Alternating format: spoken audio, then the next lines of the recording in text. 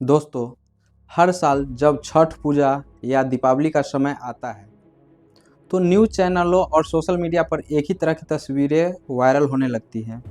दिल्ली, मुंबई, सूरत और पंजाब के रेलवे स्टेशनों पर खचाखच भरी हुई ट्रेनें, जनरल डब्बों में जानवरों की तरह ठूसे हुए लोग जो टॉयलेट के पास या सामान रखने वाली जगह पर बैठकर 24-24 घंटे का सफ़र तय कर रहे हैं। इन तस्वीरों को देखकर अक्सर लोग तरस खाते हैं या मजाक उड़ाते हैं। लेकिन क्या कभी किसी ने रुककर यह सोचा है कि ये करोड़ों लोग अपना घर, अपना गांव और अपना परिवार छोड़कर हजारों किलोमीटर दूर अनजान शहरों में धक्के खाने को क्यों मजबूर है? यह कोई शौक नहीं है। यह पेट की आग और सिस्टम की नाकामी का वो खौफनाक मंजर है जिसे पलायन कहते हैं।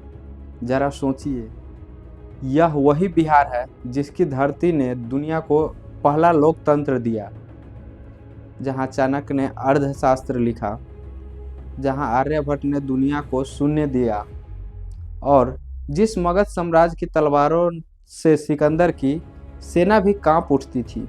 आज भी यह वही राज्य है जो देश के सबसे ज़्यादा आईएएस, आईपीएस और बड़े बड़े इंजीनियर देता है। तो फिर ऐसा क्या हुआ कि जिस जमीन पर कभी दुनिया के सबसे बड़े विश्वविद्यालय खड़े थे, आज वहाँ के युवाओं को शिक्षा और रोजगार के लिए दर दर भटकना पड़ रहा है? क्या यह सिर्फ वहाँ के राजनेताओं की गलती है, या फिर आज़ादी के बाद दिल्ली में बैठकर कुछ ऐसी नीतियाँ बनाई गई जिन्होंने बिहार की कमर जानबूझकर तोड़ दी? आज के इस वीडियो में चलिए उस राज्य की कहानी सुनाते हैं जो भारत का निर्माण तो करता है लेकिन खुद टूट चुका है। जब भी बिहार की गरीबी की बात आती है तो लोग अक्सर वहाँ के नेताओं को कोसते हैं।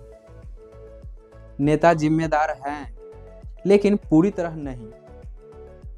जब झारखंड बिहार का हिस्सा था, बिहार के पतन की सबसे बड़ी और छिपी हुई वजह है साल 1952 में केंद्र सरकार द्वारा लाई गई एक बहुत ही खौफनाक आर्थिक नीति, जिसे माल भाड़ा समीकरण नीति कहा जाता है।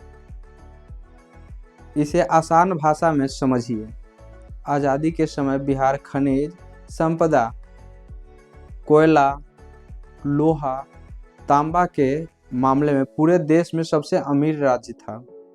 अर्थशास्त्र का नियम कहता है कि जहां रॉ मटेरियल यानी कच्चा माल मिलता है, बड़ी बड़ी फैक्ट्रियां और उद्योग वहीं लगते हैं। इस हिसाब से आज़ादी के बाद टाटा, बिरला और विदेशी कंपनियों को अपने कारखानों बिहार में लगाना चाहिए थे, जिससे वहां लाखों नौकरियां पैदा होती। लेकिन 1952 में केंद्र सरकार ने एक नियम बना दिया कि पूरे देश में कोयला और लोहा एक ही दाम पर मिलेगा, यानी सरकार मालगाड़ियों का किराया खुद भरेगी और सब्सिडी देगी। इसका नतीजा क्या हुआ?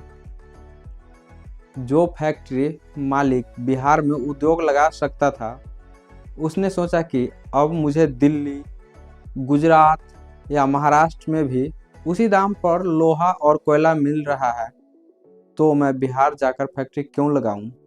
सारी बड़ी बड़ी फैक्ट्रियां और निवेश समुद्र के किनारे वाले राज्यों महाराष्ट्र, गुजरात, तमिलनाडु में चले गए। बिहार के पहाड़ों का सीना चीरकर वहां का कोयला और लोहा दूसरे राज्यों को अमीर बनाता रहा, लेकिन बदले में बिहार को कुछ नहीं मिला। इस एक नीति ने बिहार के औद्योगिकरण की हत्या कर दी और यहीं से शुरू हुआ मजदूरों का वो पलायन जो आज तक नहीं रुका।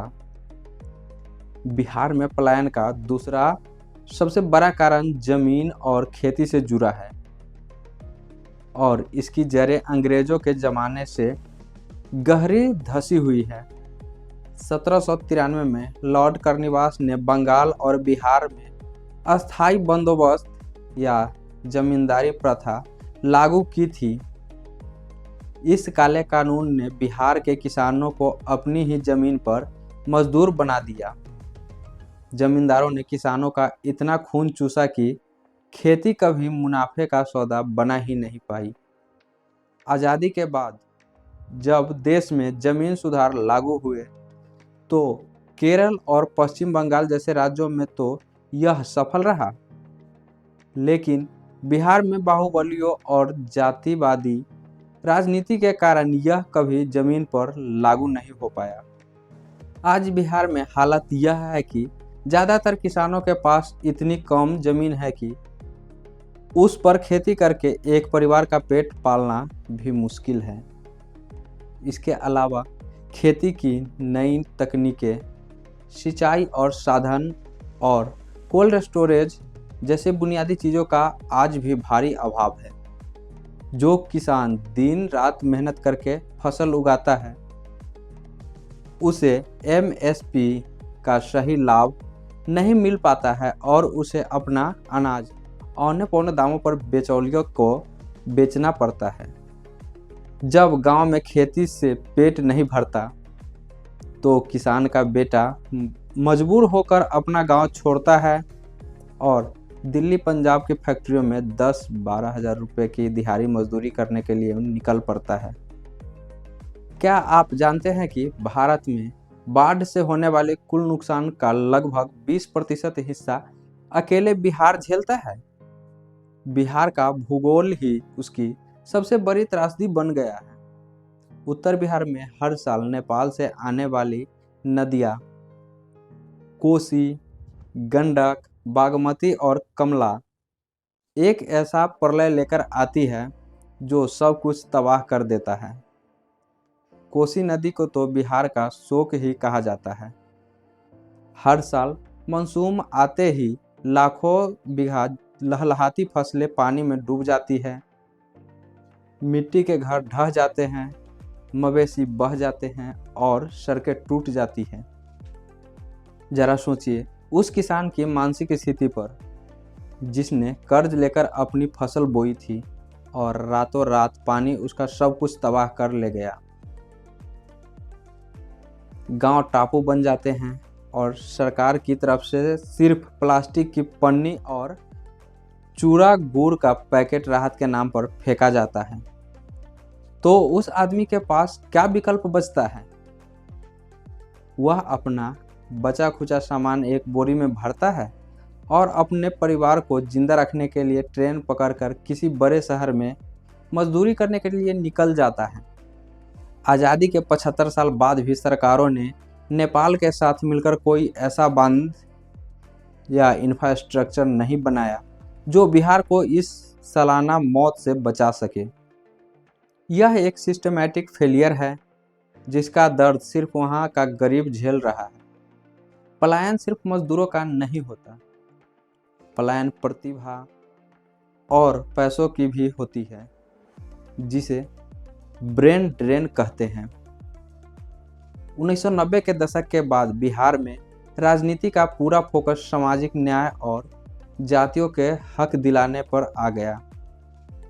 यह जरूरी था, लेकिन इस राजनीतिक उथल पुथल और जंगल राज के दौर में जो चीज़ सबसे ज़्यादा बर्बाद हुई वह थी बिहार की शिक्षा और स्वास्थ्य व्यवस्था।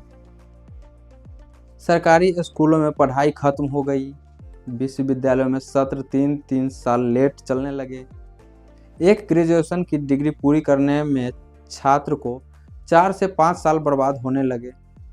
इसका नतीजा यह हुआ कि जिस भी पिता के पास थोड़ा बहुत पैसा था उसने अपने बच्चों को कोटा, दिल्ली या पुणे भेज दिया। आज कोटा की कोचिंग इंडस्ट्री हो या दिल्ली का मुखर्जी नगर, वहाँ सबसे बड़ी संख्या बिहार के छात्रों की है। वे छात्र वहाँ जाकर लाखों रुपए खर्च करते हैं। यह पैसा बिहार की अर्थव्यवस्था से निकलकर दूसरे राज्यों में जा रहा है। जब वो छात्र पढ़ लिख कर इंजीनियर, डॉक्टर या आईएएस बन जाता है तो वो वापस बिहार नहीं लौटता, क्योंकि वहाँ उसके लिए न तो कोई मल्टीनेशनल कंपनी है, न कोई आईटी पार्क है और ना ही विश्व स्तरीय अस्पताल हैं। इसी तरह इलाज के लिए रोजाना हजारों लोग एम्स दिल्ली आते हैं। यह पैसों और दिमाग का ऐसा पलायन है जो बिहार को लगातार गरीब और खोखला कर रहा है।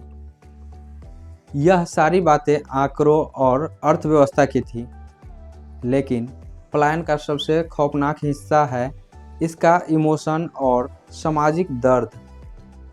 जब एक बिहारी मजदूर पंजाब के खेतों में या मुंबई के कंस्ट्रक्शन साइट पर जाता है तो वह सिर्फ अपना पसीना नहीं बहाता, वह अपनी इज्जत भी दांव पर लगाता है। उसे अक्सर बिहारी कहकर एक गाली की तरह संबोधित किया जाता है। उसे वहाँ सबसे गंदे इलाकों में 10 लोग के साथ एक छोटे से कमरे में रहना पड़ता है। वह बीमार होने पर दवाई नहीं लेता ताकि वो 500 रुपया बचाकर अपने गांव में ही बूढ़ी माँ और पत्नी को भेज सके। देश की सबसे ऊंची इमारतें, सबसे शानदार मेट्रो और सबसे चौड़ी हाईवे उसी बिहारी मजदूर के खून पसीनों से बने हैं।